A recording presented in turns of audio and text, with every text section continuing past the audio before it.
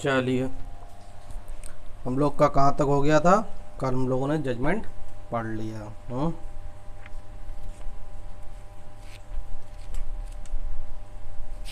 देखो, क्या हुआ था, पहले हम लोगों ने सेक्शंस पढ़े थे, ठीक है, उसके बाद हम लोगों ने ऑर्डर पढ़े थे। ऑर्डर हम लोगों ने कौन कौन से पढ़े हैं? पहले सेक्शंस देखो, मुझे भी तो देखने पड़ेंगे कौन कौन से पढ़ लिए। हम लोगों ने एक से लेके, सेक्शंस में एक से लेके और 93 तक, ठीक है, सेक्शंस में हम लोगों ने एक से लेके 93 तक देख लिए हैं। कैसा चल रहा है?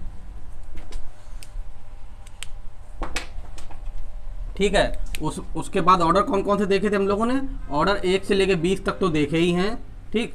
उसके अलावा हम लोगों ने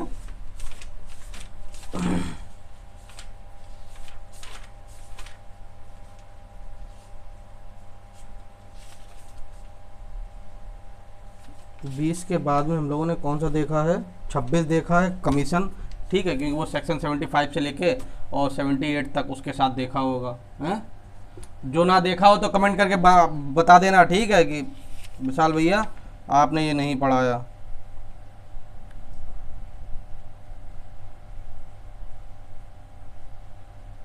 हाँ, और ऑर्डर 27 भी देखा होगा, ठीक है। और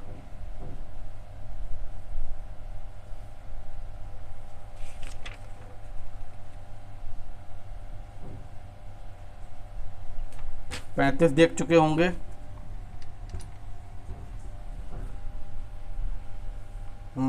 ठीक, इतने हम लोग देख चुके होंगे। जो जो मैं छुड़वा दूं या जो मैं ना पढ़ाऊं, ठीक है, तो 99% ये चांसेस हैं, या 95% आप बोल सकते हैं चांसेस हैं कि उसमें से नहीं आता है, ठीक है, या मतलब बहुत ही रेयर केसेस में पूछा जाए, ठीक है, मतलब छोड़ने पे कोई नुकसान नहीं होगा। समझ रहे कि नहीं? इसलिए मैं छुड़वा देता हूँ, ठीक। और अगर कहीं से भी कोई क्वेश्चन आता है तो फिर वो मैं करवाता ज़रूर हूँ, ठीक है। आप सीपीसी में, सीपीसी ही एक ऐसा सब्जेक्ट है जिसमें आप ज़्यादा वो मत सोचिए कि मुझे एकदम पीएचडी करनी है, ये है वो है। अरे भाई, ये सिविल केस है ठीक है, बहुत लंबा चलता है हर चीज़, मतलब वो भी आपसे एक्सपेक्टेड ये नहीं करते कि आपको सब कुछ आता होगा इसमें, ठीक है, कोई भी आपसे एक्सपेक्टेड नहीं करता, और ये पॉसिबल भी नहीं है। कितने सालों की प्रैक्टिस हो जाती है तब नहीं आदमी ये बोल पाता, कभी बोलना भी नहीं चाहिए, चाहे कितना भी अच्छा कोई सब्जेक्ट हो, ठीक। चलो, कहाँ हम लोग, इस पे आ जाओ, कहाँ तक? सेक्शन 1 से 93 तक हम लोग का हो चुका था। फिर हम लोगों ने ऑर्डर चालू किए थे, ठीक है। मैं पढ़ाऊंगा आपको कैसे भी, और जब भी आप रिवाइज किया करें, ठीक है, मतलब स्टार्टिंग में, स्टार्टिंग की बात बोल रहा हूँ, आगे चल के तो अपने आप ही दिमाग सेट हो जाता है, ठीक। अब ये 26, 27 और 35 मैंने क्यों बोल दिए? क्योंकि मैं जानता हूँ सेक्शन 1 से लेकर 93 पढ़ाने में मैं ये जरूर पढ़ाऊंगा, ठीक है।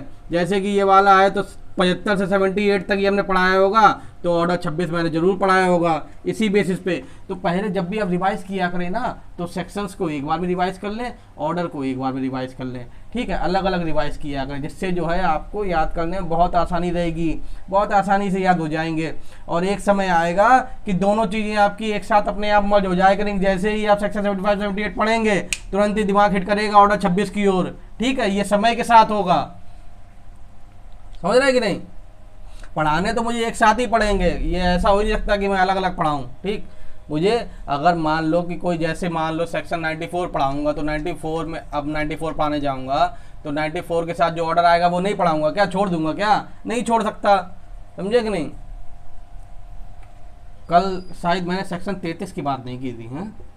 सेक्शन 33 और लिख देना, ठीक है, जजमेंट में पढ़ लेना, एक ही लाइन का है। बोला होगा सेक्शन 33, शायद मुझे ध्यान आया कि मैंने सेक्शन 33 कल बोला नहीं था, ठीक है, लेकिन सेक्शन 33 में क्या हुआ है ये तो जरूर बोला होगा, ठीक है, कि डिक्री फॉलो द जजमेंट, ठीक, यही बोला होगा। तो ये सेक्शन 33 में दिया हुआ है, ठीक, किसके? जब हम लोग ऑर्डर 20 पढ़ रहे थे। रिलेवेंट प्रोविज़न क्या थे? सेक्शन 2 का 9 और 2 का 2 डिक्री, और सेक्शन 33 है ऑर्डर 20, और कुछ था?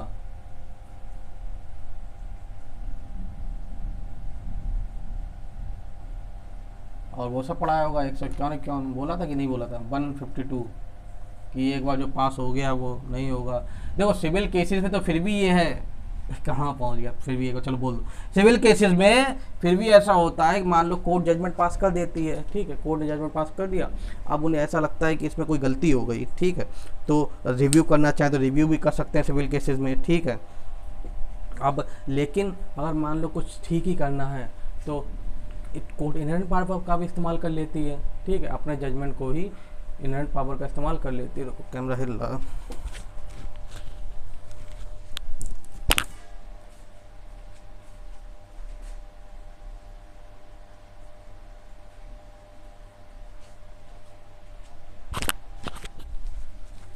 कोर्ट इनहेरेंट पावर का 151 का इस्तेमाल करते हुए उसको कुछ चेंज करना चाहे तो कर देती, लेकिन ऐसे नहीं कि मतलब चेंज ही करती रहे, क्योंकि इसमें इनहेरेंट सीपीसी में इनहेरेंट पावर का मतलब ये नहीं कि कोई एक पर्टिकुलर कोर्ट, कोई भी कोर्ट इनहेरेंट पावर का इस्तेमाल कर सकती है।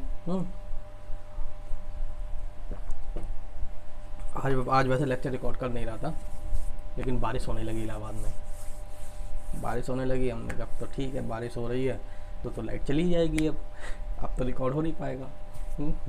लेकिन लाइट गई नहीं, हमने 15-20 मिनट इंतजार किया, बारिश हो रही है बाहर, शायद आवाज़ भी आ रही हो कैमरे में। अच्छा चलो यार अब तो रिकॉर्ड कर ही लो, ठीक है। चलो 94 पे आओ। ये हम लोग कुछ बोल रहे थे शायद में, हाँ मैं ये बोल रहा था जजमेंट जो है सीपीसी में क्रिमिनल केसेस में एक बार जजमेंट जो पास हो गया, साइन हो गया, अब उसमें कुछ नहीं कर सकते, छू नहीं सकते, आप उसे छोड़ दो अब वैसा ही, ठीक है, मैंने बताया भी था कल। और सिविल केसेस में बता रहा हूँ जो प्रैक्टिकल में है, ठीक है, ये कोई पूछने वाला नहीं आपसे कि अगर कुछ गड़बड़ भी हो जाती है तो रिव्यू करना चाहो रिव्यू कर लो, रिव्यू के साथ साथ और क्या कर सकते हो, अगर आपको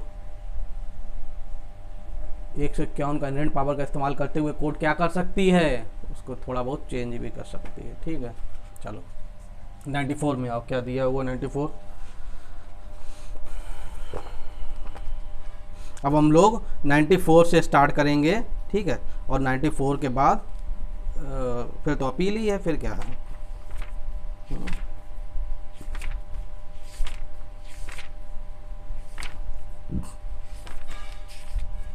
सेक्शंस के साथ जो ऑर्डर आएंगे वो लोग पढ़ते चलेंगे, जितने पढ़ा दिए उसको रिवाइज कर लेना, ठीक है।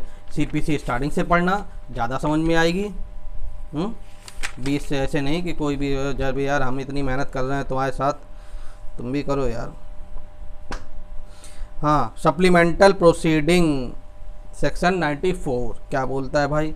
एक्चुअली में सप्लीमेंटल प्रोसीडिंग क्या होती हैं, जब कोई भी केस चल रहा होता है ना तो उसी दौरान बहुत सारे कोर्ट को ऑर्डर, इंटरिम ऑर्डर पास करने पड़ते हैं, जैसे मिसलेनियस एप्लीकेशन आती रहती है उनके पास, उसी हिसाब से वो इंटरिम ऑर्डर पास करते हैं, या जिन्हें सप्लीमेंटल प्रोसीडिंग भी बोल सकते हैं।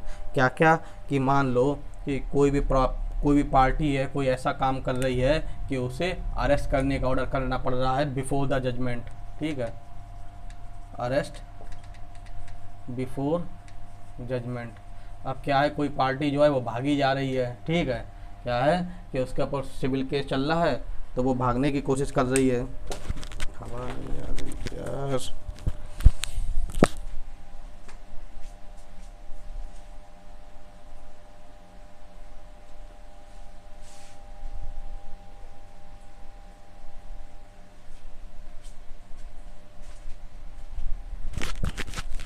अगर फैन ज़्यादा आवाज़ किया करे तो बता दिया करो, बंद कर दिया करूँगा, नहीं चलाया करूँगा, क्या है 1 घंटा गर्मी में सही। तो क्या है, ये सेक्शन 94 बताता है सप्लीमेंटल प्रोसीडिंग। सप्लीमेंटल प्रोसीडिंग क्या होता है कि ड्यूरिंग द प्रोसीडिंग, ठीक है, कुछ मिसलेनियस एप्लीकेशन ऐसी आती रहती हैं जिसको कोर्ट पहले से ही डिस्पोज ऑफ कर देती है, ठीक है, फाइनल जजमेंट का ऑर्डर नहीं कर, जजमेंट से पहले जो उन्हें सॉल्व आउट करने पड़ते हैं, ठीक। और जजमेंट से पहले उन्हें ये रिक्वायरमेंट भी है कि कोई भी ऐसी मिसलेनियस एप्लीकेशन है, कुछ भी है, ठीक है, तो उसको पहले डिस्पोज ऑफ करते चलें, ठीक है। जजमेंट क्या होता है, final disposal of the case होता है, ठीक है कि नहीं, जो finally determine the rights and liabilities of the party, judgment वही तो होता है।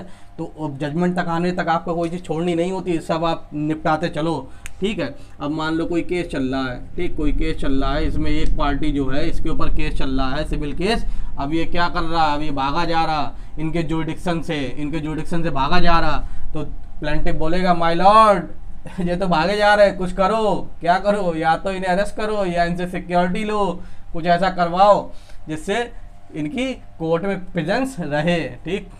दूसरा क्या हो सकता है, मान लो कोई प्रॉपर्टी को लेकर चल रहा है, वो प्रॉपर्टी बेचे दे रहा है, ठीक है, तो my lord attachment of property कराओ, अटैचमेंट ऑफ प्रॉपर्टी। ये सब चीजें कब हो रही है, before the passing of the judgment. ठीक है, arrest before judgment, attachment of property before judgement.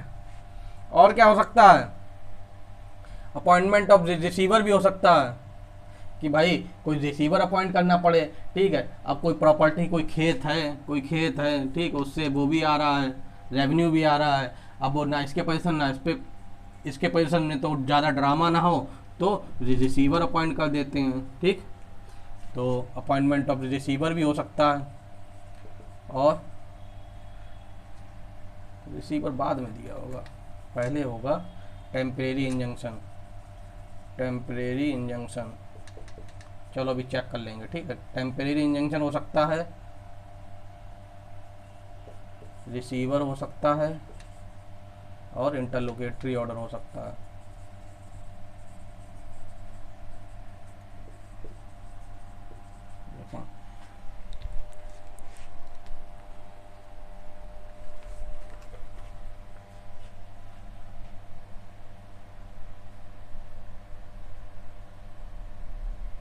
हम्म,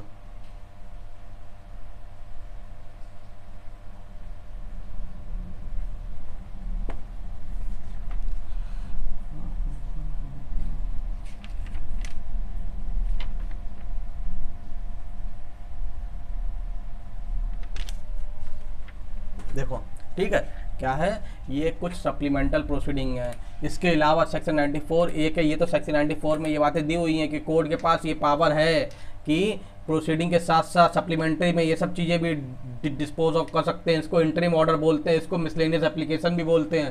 कहाँ ये, लेकिन इसका जो डीप में है, मतलब अंदर ऑर्डर में कहाँ पर दिया हुआ है, ये ऑर्डर 38 है, हाँ 38, ठीक है, 38 का रूल 124 ये है। ठीक है, ऑर्डर 38 का रूल 5 to 13 यहाँ से यहाँ तक है। टेम्परेरी इंजंक्शन ऑर्डर 39 का रूल 125, रिसीवर का ऑर्डर 40, इंटरलोकेटरी ऑर्डर का ऑर्डर 39 का रूल 6 to 10। ठीक, ये हैं। समझ में आ रहा है ये सब चीज़ें क्या हैं कि क्या, अरे आपको नहीं लगता कि ऐसे केस आ सकता है, ऐसी सिचुएशन आ सकती है कि भैया कोर्ट को ये ऑर्डर करना पड़े कि उसे अरेस्ट करो जजमेंट आने से पहले। जनरल रूल क्या होता है, मतलब इनमें से ये सारी चीज़ें ऑर्डर कर सकता है। ठीक है, समझो, ज़्यादा डीप में नहीं जाना होता है। सेक्शन 94 में क्या दिया हुआ है, सप्लीमेंटल प्रोसीडिंग दिया हुआ है। ठीक, सप्लीमेंटल प्रोसीडिंग क्या होती हैं, सप्लीमेंटल प्रोसीडिंग होती हैं कि जब ट्रायल चल रहा है, ड्यूरिंग द प्रोसीडिंग, तब कोई कोर्ट ऑर्डर पास करता है। ठीक है, इनको इंटरिम ऑर्डर मान के चलो। ठीक, ये क्या है, ये इंटरिम ऑर्डर हैं। समझ में आ रही बात की नहीं। तो ABCDE 5 टाइप के इंटरिम ऑर्डर दिए हुए हैं। या तो अरेस्ट बिफोर जजमेंट भी कर सकता है, अटैचमेंट ऑफ प्रॉपर्टी भी कर सकता है, टेम्परेरी इंजंक्शन भी पास कर सकता है, रिसीवर भी अपॉइंट कर सकता है, और इंटरलोकेटरी ऑर्डर भी पास कर सकते हैं। ठीक, सेक्शन 95 ये बोलता है कि अगर ये ऑर्डर है, किसी भी पार्टी ने अगर वैसे लिया है, ठीक है, अनरीजनेबल ग्राउंड पे लिया है, ठीक, अनरीजनेबल ग्राउंड पे लिया है, तो पेनल्टी की बात करता है कि कोर्ट के पास पावर है सेक्शन 95 में कि जिसने भी अनरीजनेबल ग्राउंड पे ये ऑर्डर पास करा लिया कोर्ट से, ठीक है, अब कोई बात नहीं थी, वो यहीं पर है, जुरिडिक्शन में ही है, फिर भी कोर्ट को प्लेंटिफ ने ये प्रूव करा दिया कि माय लॉर्ड वो तो भागा जा रहा, कोर्ट ने बेचारे का अरेस्ट का ऑर्डर पास कर दिया। बाद में पता चला कोर्ट को कि ऐसी कोई बात नहीं थी, फालतू में इसने ये ऑर्डर ले लिया।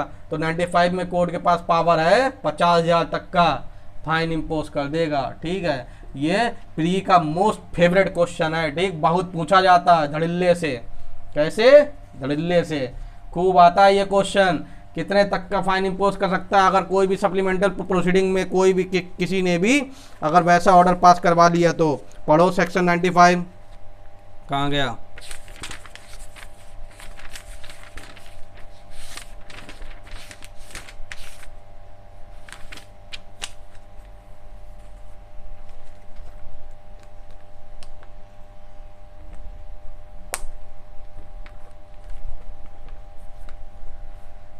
Compensation for obtaining arrest, attachment or injunction of insufficient ground. Insufficient ground पे किसी ने कोई भी है क्या ले लिया है, अरेस्ट का ऑर्डर ले लिया है, या अटैचमेंट का, या इंजंक्शन, इंजंक्शन यही तो है, टेम्परेरी इंजंक्शन, इंटरलोकेटरी ऑर्डर है।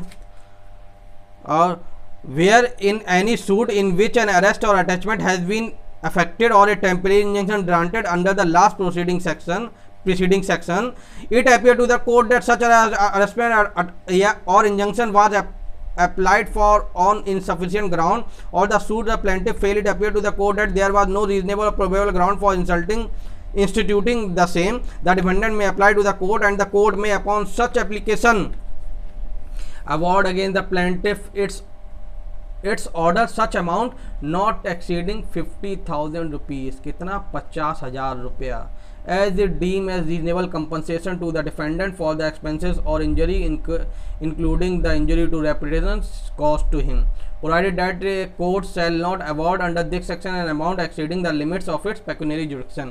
ठीक है, इसके साथ साथ क्या क्या पेक्यूनरी जुडिक्शन को और कोर्ट को ध्यान रखना पड़ेगा।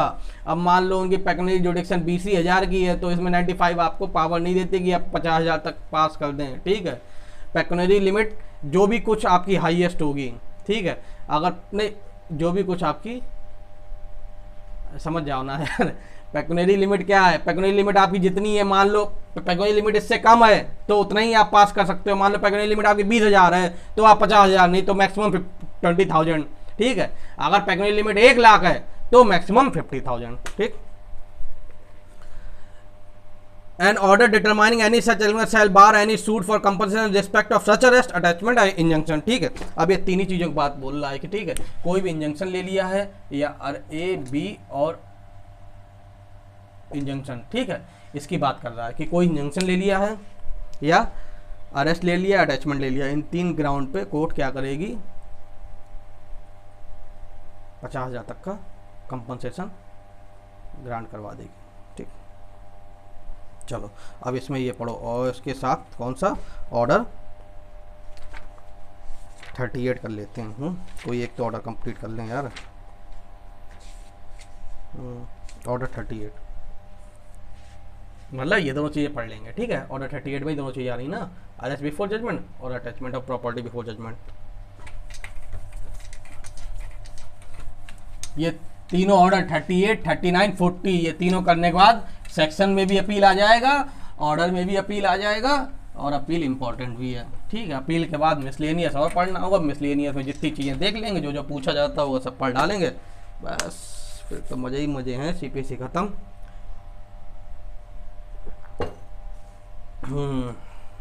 इसी से पढ़ लेते हैं। कल एक ने कमेंट किया था, कल या परसों की बात है, कि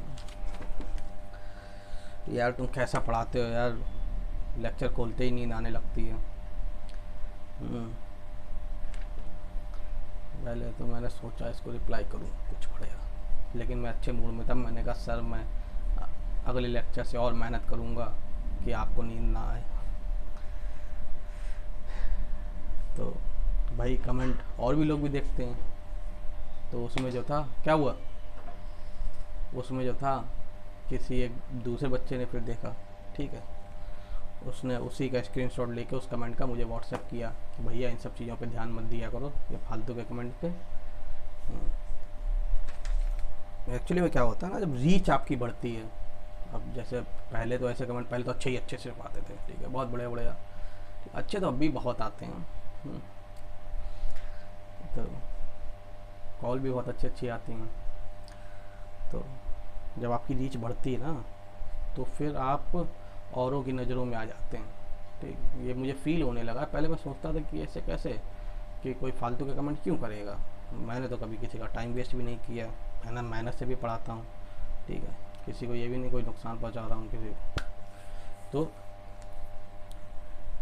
आप जो इसमें बड़े बड़े जो लोग हैं ना, उनकी आप नज़रों में आ जाते हैं। ठीक है, ये भाई साहब बैक साइड से बहुत कुछ चलता है इसमें, यूट्यूब पर भी, ठीक है, किसको आप कैसे डिमोटिवेट कर सकते हैं, ठीक है, ये सब पूरी टीमें चलती हैं। तो हमने कहा चलो ठीक है, मेरी ओर से क्या जा रहा है। हाँ, और कॉलें भी बहुत अच्छी अच्छी आती है। एक बार एक बच्चे की कॉल आई थी, मतलब बच्ची की कॉल आई थी, बताऊं, उसका रह गया था उत्तराखंड, उत्तराखंड रह गया था 1-2 नंबर से ही। तो उसकी कॉल आई, उत्तराखंड का रिजल्ट आया था, तो उसने बताया सर मैंने उत्तराखंड का एग्ज़ाम दिया, तो मैंने दोनों कॉन्ग्रेचुलेट कर दिया हमने, बहुत अच्छी बात है तुम्हारा निकल। बोले नहीं सर मेरा 1-2 नंबर से रह गया। ठीक है, हमने कोई बात नहीं यार, 10-12 सीटों में अगर 1-2 नंबर से रह रहा है, यूपी की रहने वाली थी, तो उसने कहा सर आप ये बताइए कि आप हमें पर्सनली पढ़ा सकते हैं। हमने कहा पॉसिबल तो नहीं है। उसने कहा भैया कुछ करिए ना प्लीज़, पढ़ाइए, पढ़ा दीजिए ये वो। मैंने कहा यार टाइम ही नहीं है मेरे पास, मतलब पॉसिबल भी नहीं है, कहाँ पढ़ाऊँगा क्या, मैं कोचिंग वोचिंग तो चलती नहीं है। भाई साहब उस समय रिज़ल्ट आया था तो बहुत ज़्यादा वो, मतलब उसमें भी थे कि नहीं आप कुछ भी करके टाइम निकालिए पढ़ाइए। फिर उसने कहा मेरे हस्बैंड से बात कर लीजिए, तो उन्होंने भी कहा अरे विशाल भाई कुछ करिए यार, वो आप ही का समझ में आता है, उसको पढ़ाइए। तो मैंने कहा यार भैया मैं कैसे टाइम निकालूँ, निकाल ही नहीं सकता। बोले नहीं छोटी बहन की तरह माने। हमने छोटी बहन तो है ही हमारी, हम तो खुद चाहते हैं कि भाई, बोला नहीं आपके लेक्चर देख के ये इतना सब उसे आया है, ये सब बातें। और वो मतलब बहुत ही ज़्यादा, मतलब उसके बाद में भाई मैं क्या ऐसे तो हाँ नहीं बोल सकता कि नहीं आ जाओ इलाहाबाद हम देख लेंगे, पढ़ा लेंगे ये वो। तो वो बहुत जिद कर रहे थे। फिर क्या हुआ, फिर उसने कहा कि ये मेरी माता जी से बात कर लीजिए। अब भाई मैं यार बड़ा परेशान, मैंने मतलब परेशान क्या, मतलब मैं बता नहीं सकता कि मैं कैसे बोलूँ, क्या कहूँ। तो मैंने उस समय बोल दिया ठीक है मैं सोच के बताता हूँ, लेकिन मेरे लिए पॉसिबल नहीं था पढ़ा पाना। और वो बच्ची थी पढ़ने में होशियार, ठीक है, मैं चाहता भी था कि उसको पढ़ाऊँ, ऐसी बात नहीं है, मतलब कोई होशियार हो तो उसे पढ़ाने में मन लगता है, फिर ठीक है। तो मैं चाहता भी था कि उसे पढ़ाऊँ, लेकिन पॉसिबल भी नहीं था मेरे लिए। तो मैंने उनसे कहा राय दी कि अब दिल्ली जो है, बाद में भी कॉल आती रही, हफ्ते भर बाद कॉल आई 1-2 बार, बताइए क्या करना है। तो मैंने सोचा कई बार तो मेरा मन होता है कि यार चलो कोचिंग ही खोली जाए अब, पढ़ाया ही जाए, मतलब ऐसे स्टार्ट किया जाए कि इतनी फीस ली जाए कि मतलब जो हॉल हॉल हो उसका रेंट एंड निकल जाए, और बेसिक नीड जो है वो कंप्लीट होती रहे, और कोचिंग चलाई जाए। लेकिन यार फिर सोचता हूँ कि यार कोचिंग पता नहीं क्या होगा। उसका मुझे बहुत दुख हुआ था कि उसको नहीं पढ़ा पाया मैं। दिल्ली मुझने कहा तुम दिल्ली जाओ, दिल्ली पढ़ो जाके, पढ़ने में होशियार हो। क्योंकि अगर आपको उत्तराखंड जैसे स्टेट जिसमें 8 ही 10 सीटें होती हैं, और आप अगर जनरल में 1-2 नंबर से रुक रहे हैं, तो इसका मतलब है आप होशियार हैं, समझे कि नहीं, इसमें कोई डाउट वाली बात नहीं है। चलिए कहाँ थे यार हम लोग थे अरेस्ट बिफोर जजमेंट। कई बार बात करने का मन करता है कभी कभार कैसे भी आप सबसे बात की जाए। नहीं ये वन साइडेड में आदमी मज़ा थोड़े आता है जब तक बात ना हो। भाई कोई हमसे भी तो, कोई जो मैं बोल रहा हूँ उसका रिप्लाई भी तो आए मेरे पास है।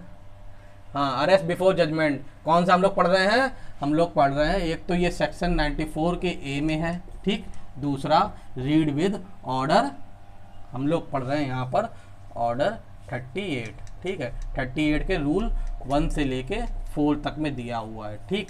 जनरल रूल क्या है कि मोड ऑफ अरेस्ट कहाँ पे दिया हुआ था, एग्जीक्यूशन में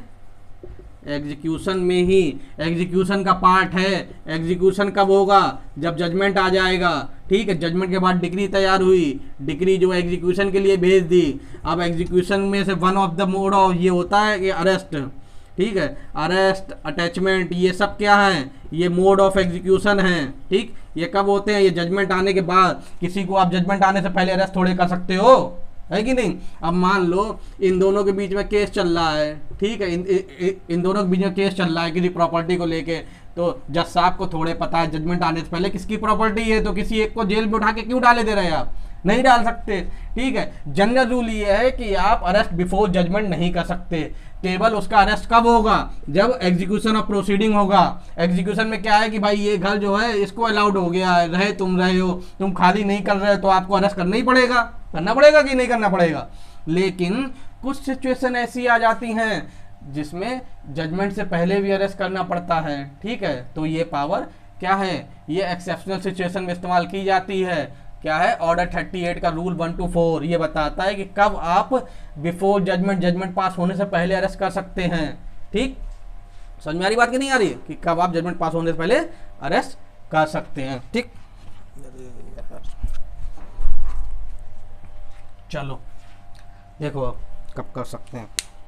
सबसे पहली बात ये इसमें ये देखो कि कब नहीं कर सकते हैं। ठीक है, स्टार्टिंग ही इससे होती है कि कब आप अरेस्ट बिफोर जजमेंट कब आप किसी भी हालत में नहीं कर सकते।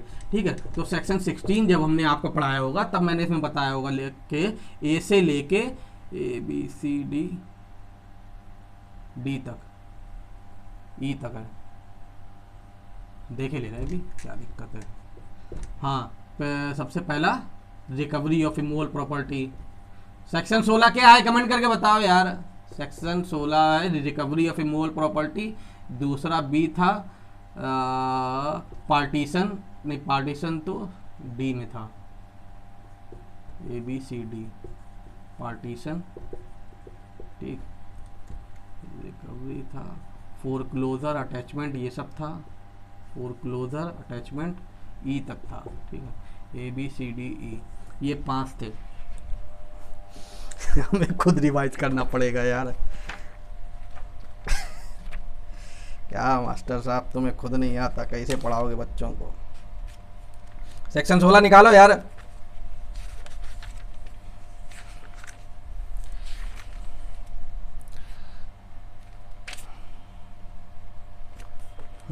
देखो सेक्शन 16 में ए से लेके और डी तक है, सॉरी ए से लेके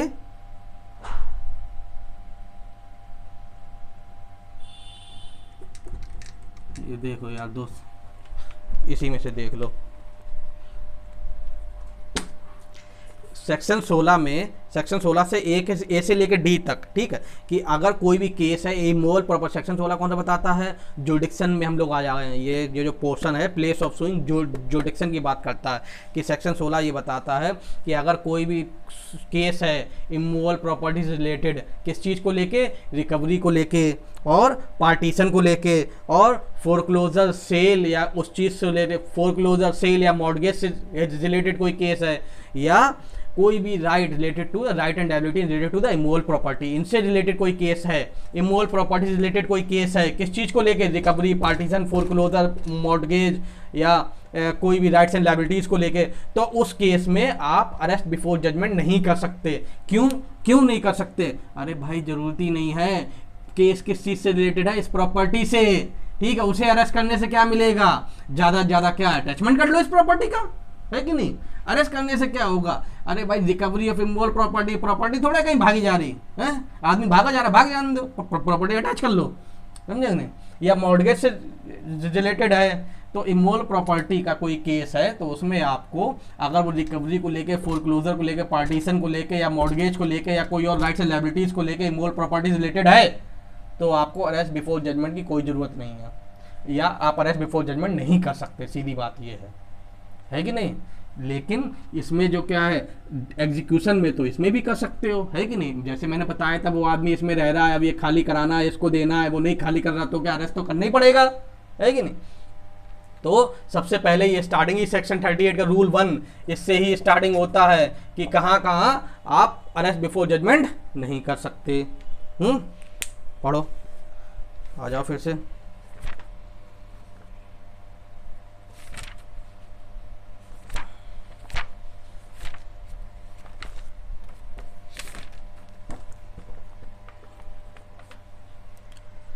हाँ, where defendant may be called upon to furnish security for appearance। ठीक है, ऑर्डर 38 पहला हेडिंग अरेस्ट बिफोर जजमेंट का रूल 1। ठीक है, where at any stage of the suit, कि किसी भी स्टेज पे, सूट के किसी भी टाइम पे, other than a suit of nature refer to in section 16 का ए से लेके डी तक। ठीक है, इनको छोड़ के, ठीक है, ये इंपॉर्टेंट चीज है। The court is satisfied by affidavit और अदरवाइज, या तो एफिडेविट से या अदरवाइज कोर्ट को ऐसा लगता है क्या, that the defendant with intent to delay the plaintiff or to avoid the process of the court or to obstruct or delay the execution of any decree that may be passed against him, has absconded or left the local limits of the jurisdiction of the court, is about to abscond or leave the local limits of the jurisdiction of the court, or has disposed of removed the local limits of the jurisdiction of the court. ठीक है, क्या हुआ, अब case चल रहा है, चलने दो केस अब तनातन, अभी बताता हूँ, जज साहब को फिर से बैठा लेंगे, ठीक है। एक तो ये बात समझ में आ गई, ये चीज़ अलग लिख लो एक कोने में कि कब अरेस्ट नहीं हो सकता, कब नहीं हो सकता, 16A से लेके D तक ये इस केसेस में अरेस्ट नहीं हो सकता। जज साहब बैठे हुए हैं अपने, दोनों पार्टीज आ गई हैं, ठीक। अब क्या हुआ, अब इस प्रॉपर्टी को लेके केस चल रहा है, ठीक, इस प्रॉपर्टी को लेके केस चल रहा है, प्रॉपर्टी लेके नहीं, प्रॉपर्टी लेके नहीं, मान लो कोई भी केस चल रहा है, ठीक, कोई भी केस चल रहा है। अब कोर्ट को ऐसा लगता है कि ये क्या कर रहा है, भागने वाला है, किससे, इनकी जुरिडिक्शन से, इनकी जुरिडिक्शन से क्या है, ये भागने वाला है, या तो भागने वाला है या भाग चुका है या भागने वाला है, ऐसा कुछ भी कर रहा है, ठीक है, हैं, समझ रहे हैं कि नहीं। तो उस केस में कोर्ट क्या करेगी, इसको वारंट इशू करेगी कि आओ, शो कॉज पहले इशू करेगी, वारंट के साथ शो कॉज की, क्यों ना तुम्हें अरेस्ट किया जाए, ठीक है, या क्यों ना तुमसे सिक्योरिटी ली जाए, ठीक है, या तुमसे क्या, कोर्ट 3 बात कहेगी, या तो तुम जमा करो पैसा कोर्ट में, ठीक, या कोई सिक्योरिटी, ठीक, समझ रहे हैं कि नहीं, पैसा या सिक्योरिटी जमा करो आके कोर्ट में।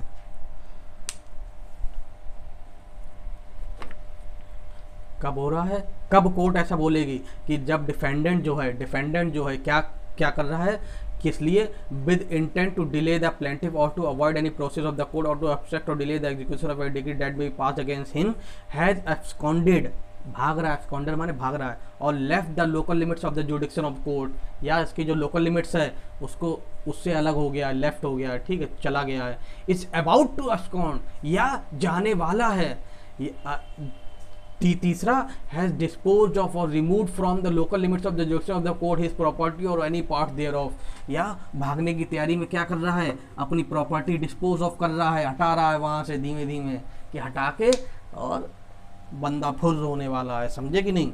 तो कोर्ट करेंगे, तो कोर्ट दूसरा इंडिया से ही भागा जा रहा है, बी पॉइंट जो है, that the defendant is about to leave India under the circumstances affording reasonable probability that the plaintiff will और मे देयरबाय ऑब्स्ट्रक्टेड और delay in execution of the decree that may be pass against the defendant in suit, कि भैया हमारे against decree pass होने वाली, क्यों ना विजय माल्या बन जाए, समझे कि नहीं, फुर्र हो जाए। द कोर्ट में इशू ए वारंट, क्या करेगी कोर्ट, वारंट इशू करेगी, to arrest the defendant and bring him before the court to show cause why he should not furnish security for his appearance, समझे कि नहीं। और उसका प्रोविजो ये बोलता है कि अगर आपने शो कॉज भेजा है या अरेस्ट वारंट इशू किया है और वो सिक्योरिटी दे देता है या कोई भी अमाउंट जो कोर्ट उसमें वारंट पे लिख रही है अगर वो दे देता है तो उसको अरेस्ट नहीं किया जाएगा, समझे कि नहीं। दूसरा ही बोलता है सिक्योरिटी, ठीक, किस लिए हमने बोला, या तो फिर तुम अगर तुम शो कॉज बताओ कि क्यों ना तुमसे किया जाए, कितनी देर हो गई यार,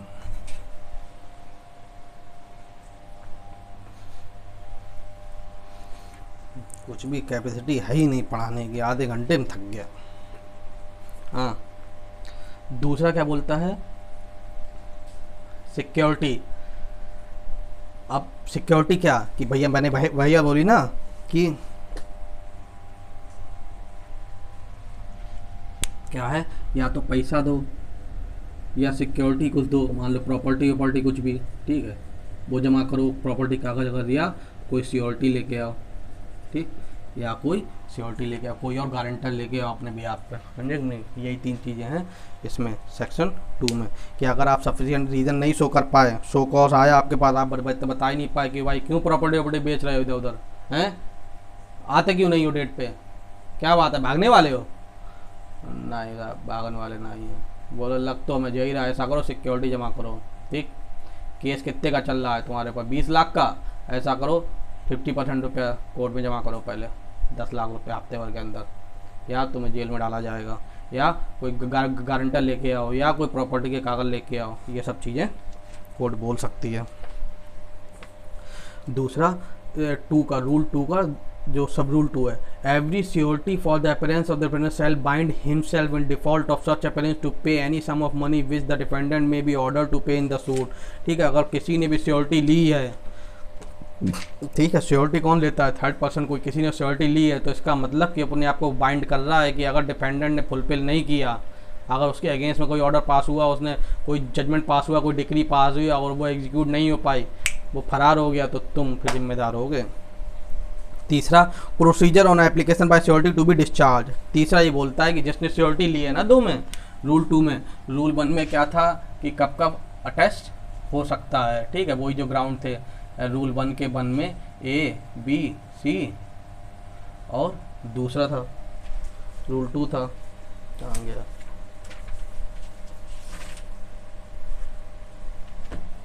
A और B, मतलब A में 3 चीज़ें थी, A में 3 चीज़ें थी, 3 ग्राउंड। ठीक है, क्या है कि या तो वो एब्सकॉन्ड, ठीक, अब एब्सकॉन्ड और लीव। ठीक है, दूसरा था अबाउट टू एब्सकॉन्ड और लीव। तीसरा क्या था, है रिमूव प्रॉपर्टी। दूसरा बी था लीव इंडिया, इंडिया से ही भागा जा रहा। ठीक, इसका सब रूल 2 क्या था, सिक्योरिटी वाली बात थी। ठीक है, ये सिक्योरिटी दो, सिक्योरिटी क्या क्या हो सकती है, मनी मांग सकता है कोर्ट, कोई भी प्रॉपर्टी कागज मांग सकता है, सिक्योरिटी मनी, सिक्योरिटी और तीसरा सियोरिटी। ठीक, तीसरा रूल ये बोलता है कि सियोरिटी अगर डिस्चार्ज होना चाहे, जो यहाँ पर सियोरिटी बना है, अगर वो डिस्चार्ज होना चाहे तो वो क्या करे, तो वो कोर्ट में एप्लीकेशन दे कि माय लॉर्ड हमें डिस्चार्ज करो यहाँ से, हम भैया हम नहीं गारंटी ले पाएंगे, हमें लग रहा है कि कहीं वो भाग आग ना जाए। ठीक है, तो वो कोर्ट में एप्लीकेशन देगा, तो कोर्ट में जैसी एप्लीकेशन जाएगी तो कोर्ट क्या करेगी, तो कोर्ट फिर से वारंट इशू करेगी उसे कि आओ दोबारा कोर्ट, किसको, डिफेंडेंट को, कि आओ कोर्ट, तुम्हारा जो सियोरिटी था वो तो डिस्चार्ज मांग रहा है। जैसे ये कोर्ट आएगा, सोई जो सियोरिटी है उसको डिस्चार्ज दे देगी कोर्ट, और उससे कहेगा जाओ फ्रेश सियोरिटी लेके आओ अपने लिए, या कुछ और उपाय करो। कुछ और उपाय क्या, यही 3 चीज़ें, इनमें से कुछ और करो भाई, या तो फ्रेश सियोरिटी लेके आओ, या पैसा लेके आओ, या प्रॉपर्टी कागज आगज, कुछ भी गारंटी कोई भी सिक्योरिटी लाओ। देखें, बस यही है इसमें रूल 3 में।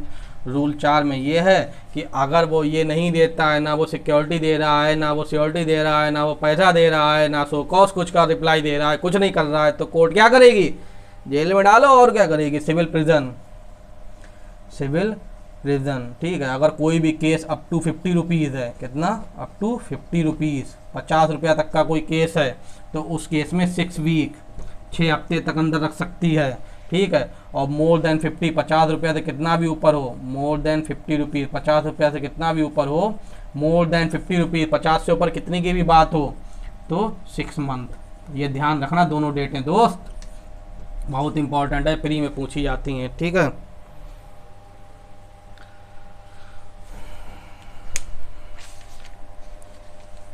कहाँ गया,